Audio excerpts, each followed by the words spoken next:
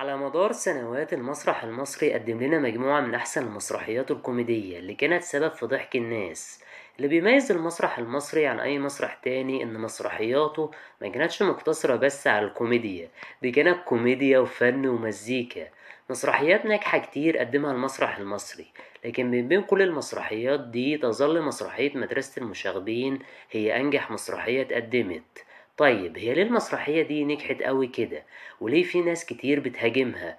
كل ده هنعرفه اكتر في فيديو النهاردة، بس يا ريت يا صاحبي قبل ما ابدأ يا ريت تكون جهزت كوباية الشاي، لان المشخصاتي هيبدأ الحكاية. الحكاية بدأت في سنة 1973 لما بيقرر المنتج سمير خفاجي إنه يقدم مسرحية متكاملة فيها كل العناصر الفنية المميزة. وعشان سمير خفاجي يحقق هدفه ويطلع مدرسة المشاغبين للنور، بيقرر يستعين بالمخرج جلال الشرقاوي والكاتب علي سالم عشان يمصروا فيلم فرنسي اسمه مدرسة المشاغبين ويخلوه مسرحية تتقدم بنفس الاسم. والمسرحية ضمت كاست لامع من الشباب اللي كانوا مكسرين الدنيا في الوقت ده، أبرزهم طبعا عادل إمام وسعيد صالح ويونس شلبي وأحمد زكي. نجاح كبير حققته مدرسة المشاغبين، وطبعا أبطالها استفادوا من النجاح ده، على رأسهم طبعا عادل إمام اللي بالنسبة له مدرسة المشاغبين كانت هي أول سلمة في مشوار نجوميته اللي استمر لأكتر من 40 سنة. بعد مدرسة المشاغبين عادل إمام خاض أول بطولة ليه في مسرحية شاهد ما شافش حاجة، وقدر عادل إمام إنه يحقق نجاح فردي بعيدا عن مجموعة المشاغبين.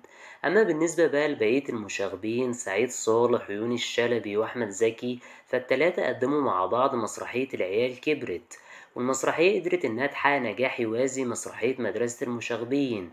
وأكيد وأنت بتقلب التلفزيون أول يوم العيد مليون في المية هتلاقي قنوات كتير ما بتذيعش غير المسرحيتين دول، لأن العيد بالنسبة لناس كتير يا إما يقعدوا قدام التلفزيون ويتفرجوا على مدرسة المشاغبين يا إما على العيال كبرت.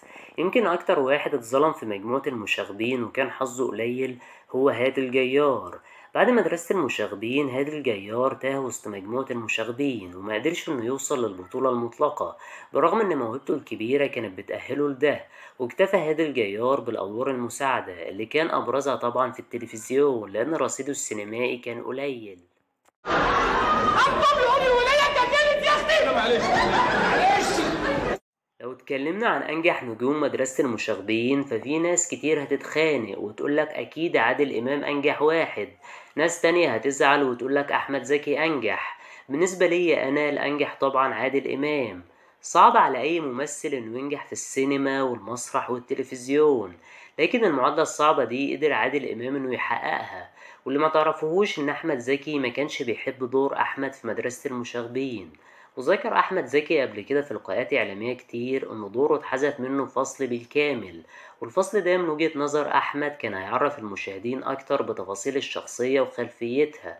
ولما قرروا يمثلوا المسرحية تاني في التمانينات وعرضوا الدور على أحمد زكي، أحمد زكي زي ما بيقول عادل إمام تعالى على الدور، لأن في الفترة دي أحمد زكي خلاص كان وصل للنجومية وبقى نجم الشباك بينافس عادل إمام، فما كانش طبعا ينفع إنه يعمل دور ثانوي. وبسبب رفض أحمد زكي قرروا يستعينوا ببديل، والبديل ده كان محمود الجندي.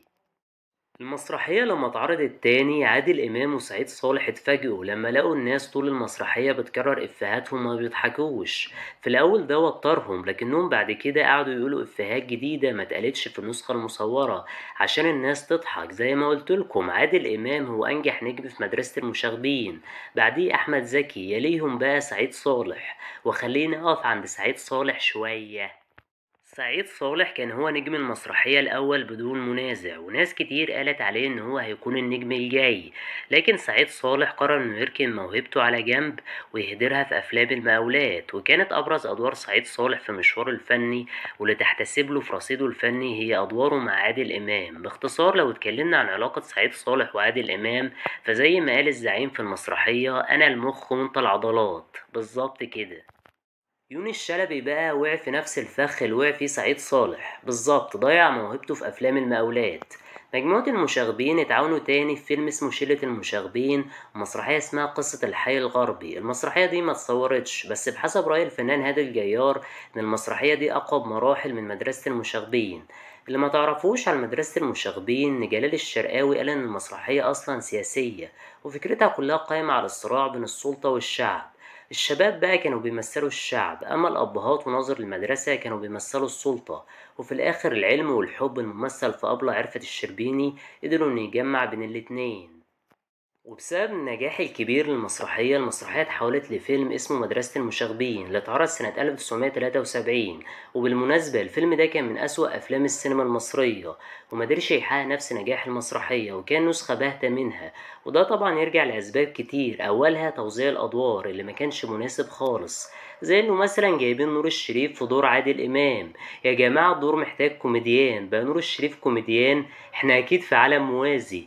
وميرفت امين ما كانتش لايقه خالص في دور المدرسه، اما بقى محمد عوض فخفه دمه كانت رايحه منه في دور مرسي الزناتي. المسخ الفني ده يا جماعه اتعمل منه جزء تاني في سنه 2002. ايوه بالظبط، انا بتكلم عن فيلم عوده مدرسه المشاغبين اللي انا بعتبره الجزء التاني من الفيلم. الفيلم قدر انه يكون كارثه فنيه، وبالمناسبه دي كانت اول بطوله لعلاء مرسي، والحمد لله ان هي برضو كانت الاخيره. بالرغم من نجاح المسرحية، لكن في ناس كتير هجمتها وبتقول إنها بوظت جيل كامل ودمرت التعليم وشوهت صورة المدرس عند الطالب. أنا بصراحة مختلف مع الناس دي، وحاسس إن هما بيبالغوا شويتين تلاتة.